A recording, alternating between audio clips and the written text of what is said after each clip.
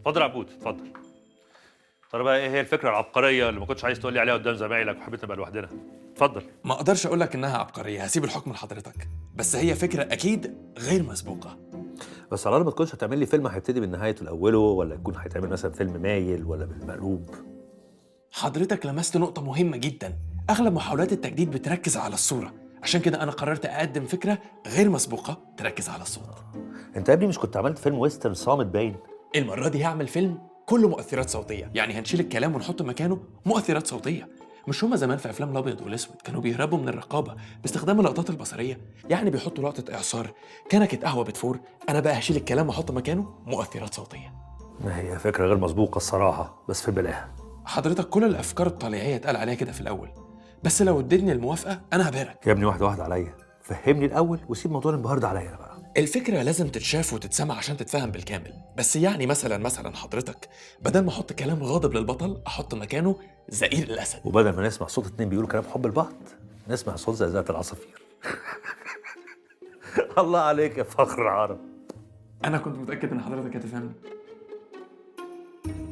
أحياناً يجعلنا الحوار السخيف في الأفلام نتمنى أن يعود عصر السينما الصامتة، لكن هل من الممكن حقاً أن نستمتع بالأفلام دون صوت كما كان يفعل أجدادنا؟ أنا ريتا خان وهذا برنامج عن السينما. سنتحدث في هذه الحلقة عن الصوت في السينما.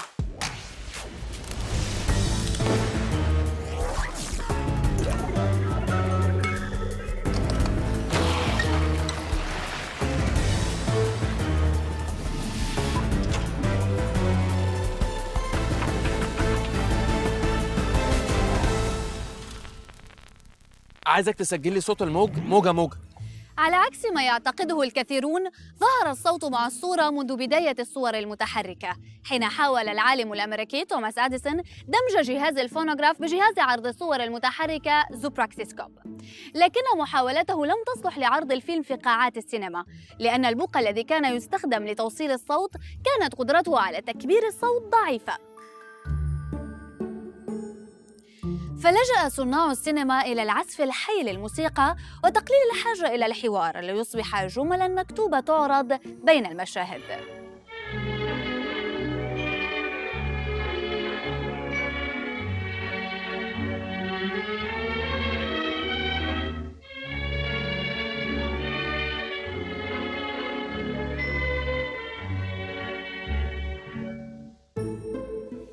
هنعمل ايه دلوقتي؟ ما عارف يا اخي، عليك الله لو نوياخ يوم واحدة بس. في عام 1919 كان ليدي فورست قد اخترع جهاز أوديو تيوب أمبليفاير الذي يمكنه استقبال الإشارات وتكبيرها لتستخدم في إذاعة الراديو ونقل إشارات التلفون لمسافات أبعد. لاحقاً قرر دي فورست نقل اختراعه للسينما لحل مشكلة نظام تسجيل الصوت.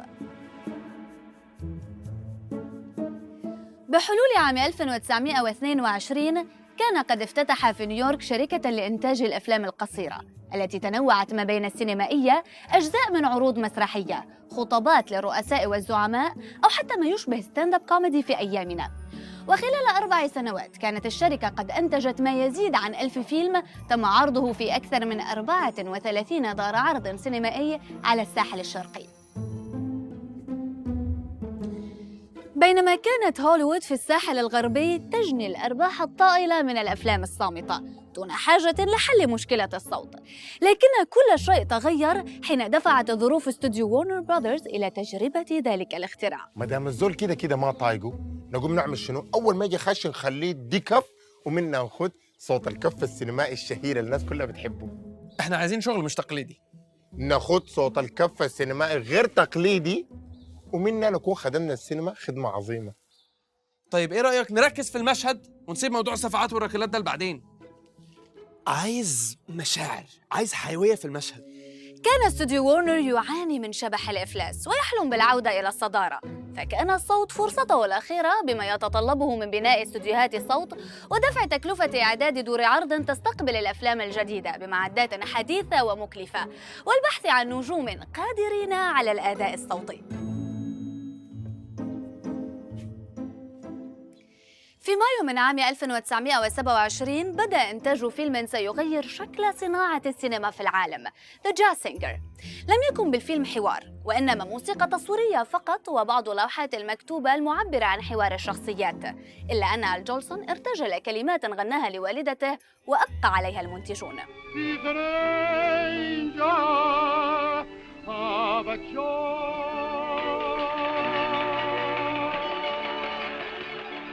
وحين سمع الجمهور عبارة Wait a minute, you ain't heard nothing yet. Wait a minute, I tell you, you ain't heard nothing. You want to hear toot-toot-tootsie? All right, hold on. أصيب الجمهور بدهشة كالتي أصابته حين شاهد القطار يتجه نحو الشاشة، فظن البعض أنه سيخترق دار العرض. لأول مرة لم يسمع الجمهور خطاباً سياسياً، بل جزءاً درامياً مسموعاً في فيلم، ليتضح أن الأبطال على الشاشة يمكنهم أن يتحدثوا بدلاً من أن يحركوا شفاههم فقط. هو هو هو هو هو هو مرة واحدة بس.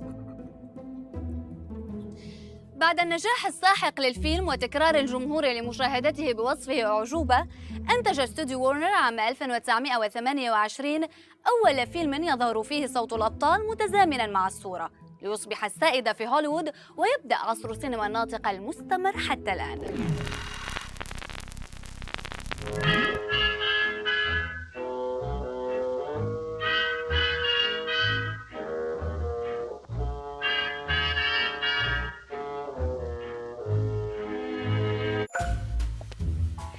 كان تشارلي تشابلن النجم الأول في صناعة السينما، وأول ممثل يتم استقباله في عواصم العالم كنجم له شعبية كاسحة، لكنه كان من أكبر المعارضين لظهور الصوت في الأفلام، لأنه كان يخشى أن يخفت نجمه بعد ظهور الحوار، نظراً لاعتماده على الأداء الحركي في أعماله.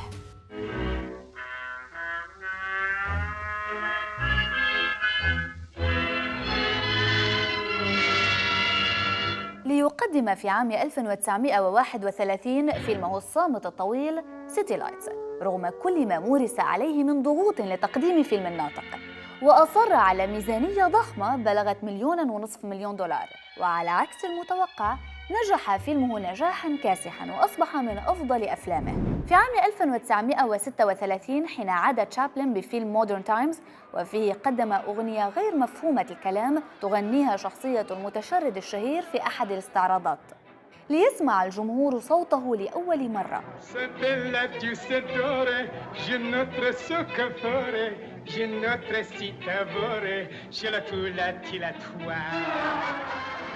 ورغم احتفاء النقاد بالفيلم العبقري، لم يحقق نفس نجاحات تشارلي الكاسحة في شباك التذاكر، ليجبره على إعادة النظر في تعامله مع الصوت.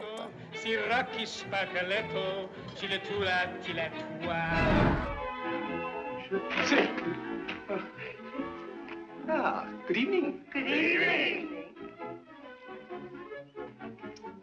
Good night. Good night. بعد 4 سنوات من التفكير، وجد تشابلن حلاً مناسباً يكون مرضياً له وللجمهور، بأن يبعد شخصية المتشرد بناء على قراره السابق عن أي فيلم ناطق، لأن الحوار سيفسد الشخصية ويدمر رصيدها عند الجمهور الذي أحبها وارتبط بها، وقرر أن يقدم شخصية أخرى شبيهة لها.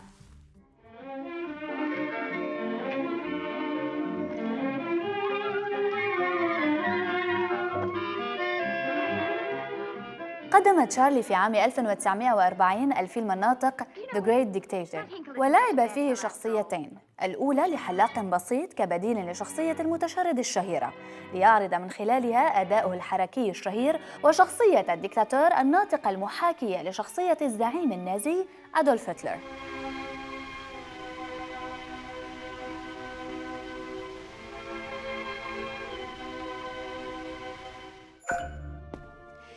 كانت خلطة تشابلن الذكية كفيلة بإنجاح الفيلم، وأصبح من أعلى الأفلام الأمريكية تحقيقاً للإيرادات وقت عرضه، ليكسب تشابلن الرهان مرة أخرى، ويصبح خطابه الشهير في نهاية الفيلم واحداً من أهم المشاهد الكلاسيكية في تاريخ السينما. I'm sorry, but I don't want to be an emperor. That's not my business. I don't want to rule or conquer anyone. I should like to help everyone if possible. Jew, Gentile, black man, white. We all want to help one another. Human beings are like that. Good morning. I have a registered letter for Madame Thelma Varney. Thank you. بعدها ب7 سنوات حين انتهت الحرب عاد تشابلن بفيلم مسيو فاردو. لم يتخلى فيه عن الصمت فقط بل عن شخصية المتشرد أو ما يشبهها، وقدم فيلما صادما في مضمونه وأسلوبه، واختار أن تكون الجملة الدعائية للفيلم كالآتي: تشابلن يتغير، فهل تستطيع أن تتغير؟ لتكون هذه العبارة ختاما لعصر كامل من السينما الصامتة.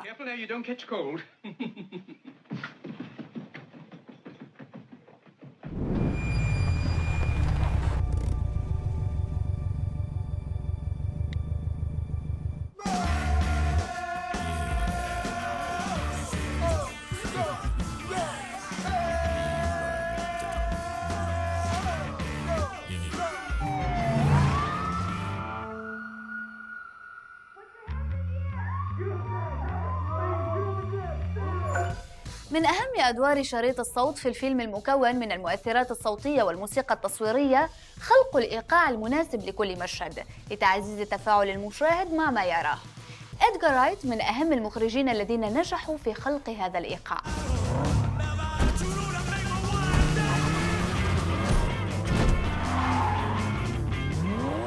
يمتلك رايت هوساً بتحقيق دمج بين طريقة قطعه للمشاهد واستخدامه للموسيقى التصويرية والمؤثرات الصوتية، وقد وصل إلى ذروة هوسه بذلك في فيلم بيبي درايفر إنتاج عام 2017، حيث يحكي عن شاب يهوى قيادة السيارات وسماع الأغاني، ليكون شريط الصوت في الفيلم هو ما يسمعه الشاب من أغانٍ لنشاركه ذلك، وتكون صورة الفيلم مبنية على إيقاع ما اختاره رايت مع مصمم الصوت. وقبل تنفيذ الفيلم بعث رايت لكل ممثل بسيناريو الفيلم بالإضافة لآيبود عليه قائمة الأغاني والمقطوعات الموسيقية مرتبة، بحيث يقوم الممثل بتحديد إيقاعه المطلوب في التمثيل لكل مشهد.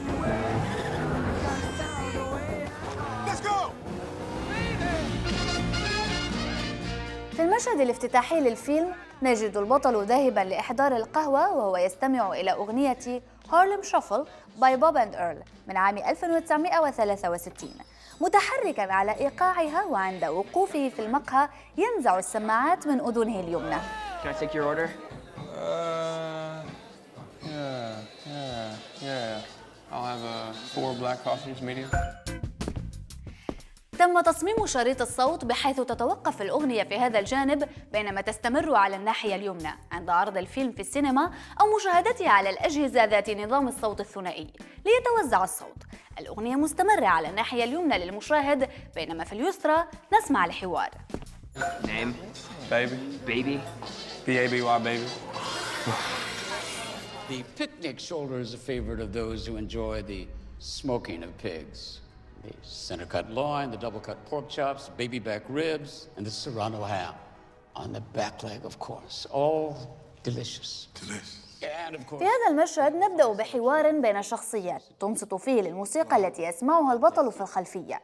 يعلو عليها صوت تاجر السلاح وهو يعرض أسلحته. I just love smoking pigs. وحين تتحول الأمور فجأة ويبدأ القتال تعلو الموسيقى لتتداخل مع صوت طلقات الرصاص وكأنهما مرتبطان ببعضهما.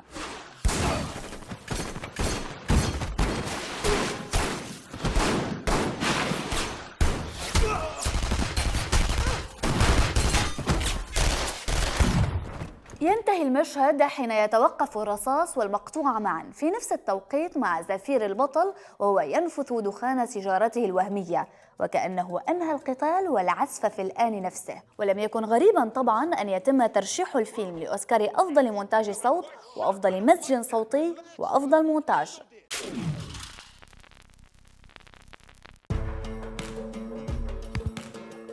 أنا بقول ناخذ صوت اللكمات الجاهزة قال ما يدعى الزم تنكسر. هو ممكن اضرب الجنبه بدل ما انا قاعد اضرب في نفس المكان. مش فاهم ايش مشكلتك انت مع صوت اللكمات التقليدي؟ لازم تجديد يعني. فيلم أولاد الذوات ليوسف وهبي ومحمد كريم الذي أنتج عام 1932 والذي تم تسجيل صوته في باريس هو أول فيلم روائي ناطق في تاريخ السينما العربية، لتبدأ بعدها رحلة من استخدام الصوت بشكل مبدع في السينما. قلت يا رب يا رب يبقى ابني بيتجوز أنا حضرت فرح. في فيلم ذيب للمخرج الأردني ناجي أبو نوار نجد توظيفاً بديعاً للمؤثرات الصوتية يتناغم مع دراما الفيلم. أصوات الصحراء والرياح والطلقات التي ترن ويعود صداها من الجبال لتعبر عن مدى جمال الصحراء الذي لا يخلو من الخطر واحتمالات الموت.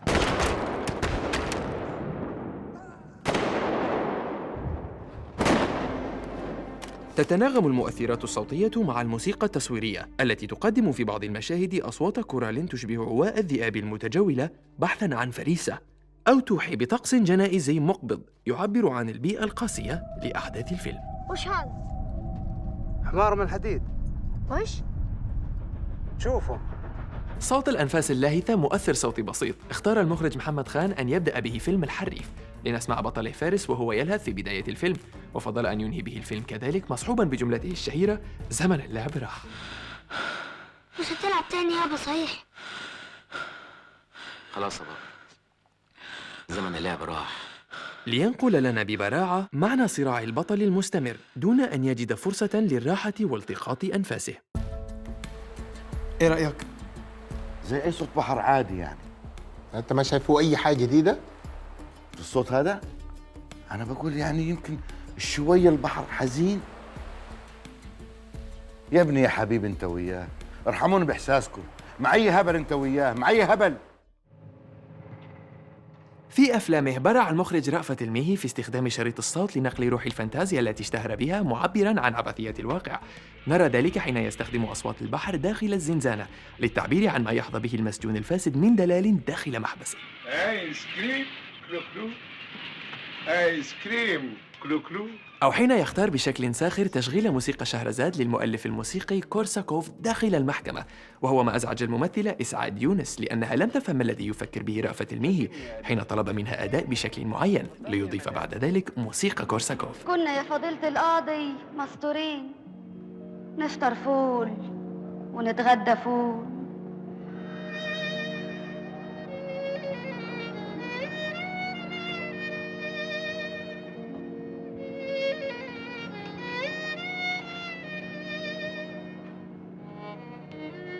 ونتعشى حتة جبنة بردك مدعوكة في الفول.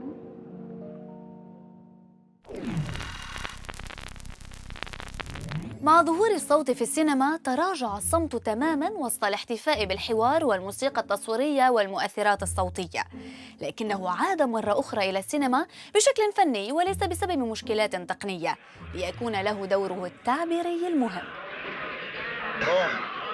من أشهر استخدامات الصمت في عصر السينما الناطقة هو استعماله في فيلم بوندابار للمخرج جان لو غودار إنتاج عام 1964، وبالتحديد في مشهد دقيقة من الصمت حيث تجلس 3 شخصيات في كافيه مزدحم ويقترح أحدهم في منتصف الحديث: إن لم تكن هناك أي أفكار فلنصمت لدقيقة. يبدأ العد 1 2 3 ثم يصمت المشهد تماماً.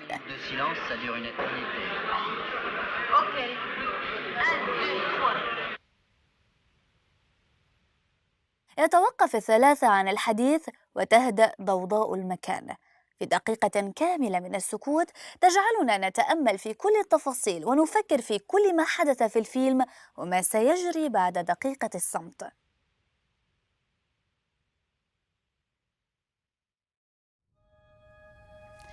يستخدم الصمت أيضاً لنقل الإحساس بالزمن الحقيقي وما يحدث حين تسكت الشخصيات مثلاً لتفكر دون أي موسيقى أو مؤثرات صوتية، وهو ما يكون له تأثير خاص في أفلام الفضاء، مثلاً حيث لا ينتقل الصوت في الفراغ ليكون للصمت معنى خاص. Rama, are you reading these forces? Unbelievable.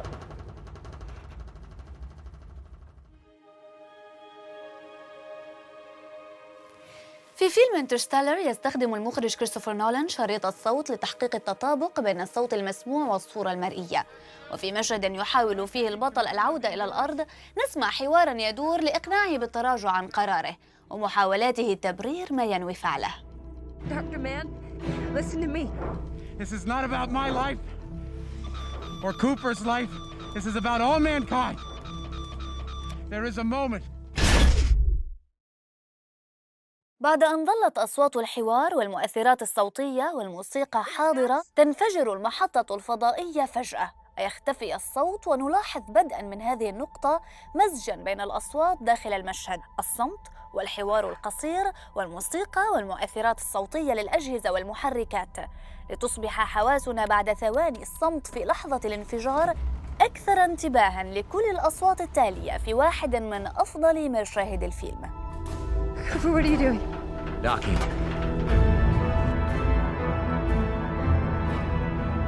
Endurance rotation is 67, 68 RPM. Okay, get ready to match our spin with the retro thrusters.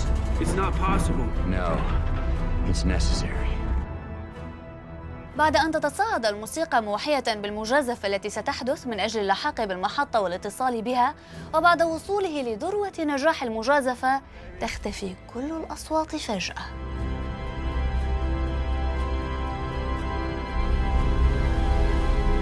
Killing main engines. Okay, we're out of orbit.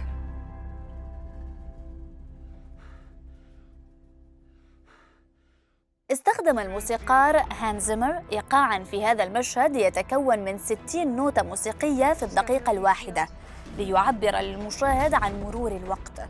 وحين يخبر الروبوت قائد المركب أنه لا وقت للحذر وعليه اتخاذ قرار سريع، سميت هذه المقطوعة الموسيقية لا وقت للحذر. Cooper, this is no time for caution. Case if I black out, you take a stick. Stars, you ready to engage the docking mechanism? ليظل هذا المشهد في ذاكرة من أحبوا الفيلم، وجلب لهانز زيمر ترشيحاً جديداً للأوسكار، بالإضافة إلى ترشيحين حصل عليهما الفيلم لأوسكار أفضل مزج صوت ومونتاج صوت. Cooper, we are lined up. Initiating spin.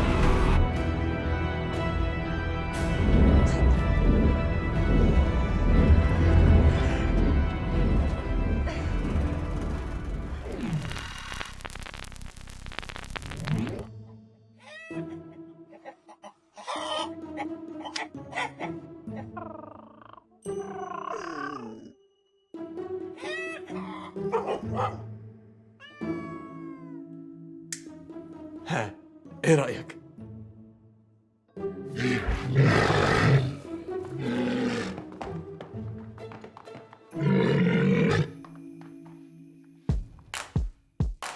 بغض النظر عن مغامرة عبود الفاشلة، لا يزال استخدامنا للمؤثرات الصوتية في السينما العربية بحاجة إلى المزيد من التطوير، ولحين حدوث ذلك سنظل ممتنين إلى الصوت لأنه أضاف إلى استمتاعنا بالسينما الكثير. أنا ريتا خان، وهذا برنامج عن السينما. إلى اللقاء.